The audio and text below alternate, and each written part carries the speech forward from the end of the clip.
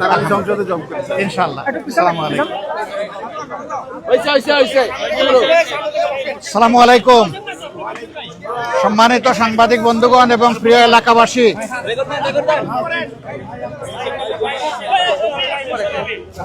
আপনারা জানেন গতকাল আমরা সংসদ সদস্য হিসাবে এবং সংস্কার পরিষদের সদস্য হিসাবে দুটো শপথ নিয়েছি।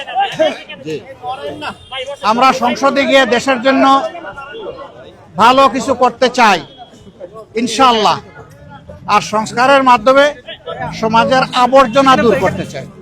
এই আবর্জনা রাস্তার ময়লা, ড্রেইনের ময়লা, ছড়ার ময়লা থেকে শুরু করে মানুষের মনের আবর্জনা আমরা দূর করতে চাই।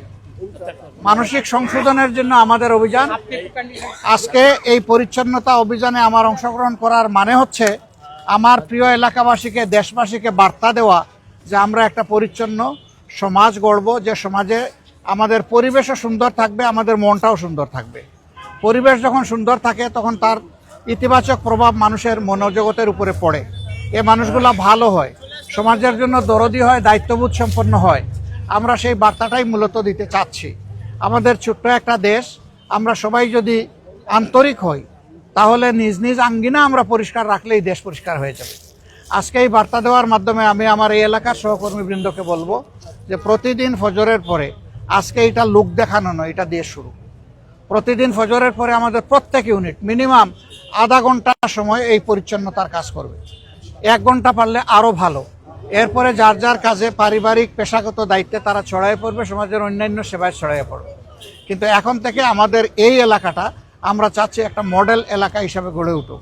আমরা সরকারের ফান্ড পাই না পাই, সরকার আমাদেরকে কি দিবে না দিবে এটা তোয়াক্কা আমরা করব না। তবে আমরা আশা করব, দাবি রাখবো এই এলাকার ন্যায্য পাওনার থেকে সরকার যেন এলাকাকে বঞ্চিত না করে। এই এলাকায় আমি শুধু ওয়াদা করি নাই, আমাদের সাথে আরও যত প্রতিদ্বন্দ্বী এখানে নির্বাচনে অংশগ্রহণ করেছেন সকলের ওয়াদা ছিল যে একটা ভালো মিরপুর কাফরুল আমরা গড়ব। এখন সবার সমবেত দায়িত্ব, আমি সকলের সহযোগিতা চাই। আমার সাথে আরও যারা প্রতিদ্বন্দ্বিতা করেছেন আমি তাদেরকে আন্তরিক অভিনন্দন জানাই। প্রতিযোগিতা করাটাই একটা বিজয়। এবার আমি হয়েছে, আগামীতে তারা হবেন, অসুবিধা নেই। এটাই গণতন্ত্রের সৌন্দর্য। আমাদের কাজের মাধ্যমে জনগণকে প্রশান্তি দেওয়া, জনগণের জীবনে নিরাপত্তা ফিরিয়ে আনা, শঙ্কা দূর করা, একটা ভ্রাতৃত্বমূলক সমাজ ব্যবস্থা গড়ে তোলা, দল মত এবং ধর্মের ঊর্ধ্বে উঠে আমরা এই কাজটা করতে চাই। এই জন্য সারা দেশবাসীর আমরা সহযোগিতা চাই। আমি শুধু মিরপুর না, আমার যত সহকর্মী সারা দেশে ছড়িয়ে আছেন তাদের কাছেও আমার একই বার্তা। এবং আমি এই দায়িত্ব আজকে শেষ করছি না, এটা আমার শুরু। আমি ঢাকায় থাকলে প্রতিদিন এখানে আসবো, প্রতিদিন রাস্তা ঝাড়ু দেবো ইনশাআল্লাহ। আর ঢাকার বাইরে থাকলে যেখানে যাব ওখানে আমার সহকর্মীদের নিয়ে আমি কাজ করব। একটা প্রশ্ন ছিল যে নতুন যে মন্ত্রিসভা হয়েছে গতকালকে যারা শপথ নিলেন, এই বিষয়ে আনুষ্ঠানিকভাবে আপনি কি বলবেন? আমি আমার বক্তব্য দিয়েছি, আপনারা মিডিয়া থেকে আমার টাইমলাইন থেকে নেবেন। একটা বিস্তারিত বক্তব্য আমি দিয়েছি, এর বাইরে এখানে ছোট কথায় আমি কিছু বলতে চাই।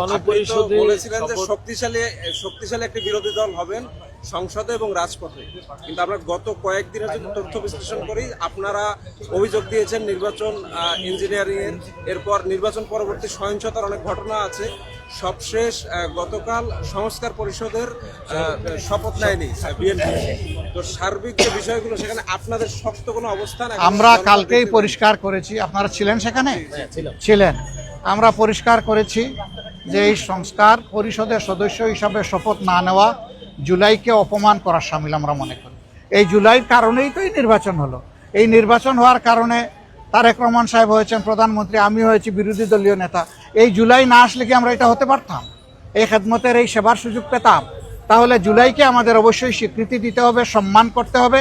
এবং জুলাইয়ের আকাঙ্ক্ষার ভিত্তিতে যে সমস্ত সংস্কার প্রস্তাব সামনে এসেছে এই সবগুলা বাস্তবায়ন করা হবে এই সংসদের পবিত্র দায়িত্ব।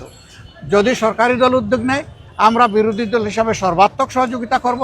সরকার যদি উদ্যোগ না দেয় তাইলে আমরা জনগণের হয়ে সেখানে কথা বলবো, আমরা কিন্তু ছেড়ে দেব না।